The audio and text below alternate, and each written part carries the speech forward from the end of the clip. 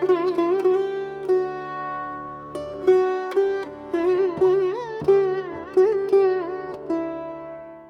ভিক্ষা করে ফিরিতেছিলেম গ্রামের পথে পথে। তুমি তখন চলেছিলে তোমার স্বর্ণরথে। অপূর্ব এক স্বপ্ন সম লাগতেছিল চক্ষে মম। কি বিচিত্র শোভা তোমার, কি বিচিত্র সাজ। আমি মনে ভাবিতেছিলেম এ কোন মহারাজ। আজি শুভক্ষণে রাত পোহালো ভেবেছিলেন তবে। আজ আমারে দাঁড়ে দাঁড়ে ফিরতে নাহি হবে। বাহির হতে নাহি হতে কার দেখা পেলেম পথে।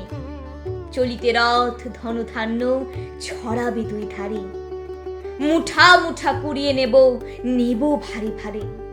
দেখি সহসা রথ থেমে গেল আমার কাছে এসে।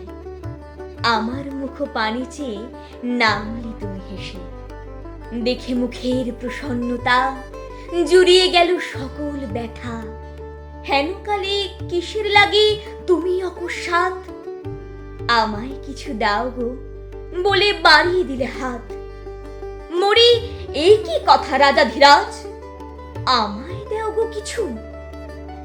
শুনে ক্ষণকালের তরে রইল মাথা নিচু। তোমার কি বা অভাব আছে ভিখারি ভিক্ষুকের কাছে? এ কেবল কৌতুকের বসে আমায় প্রবঞ্চনা।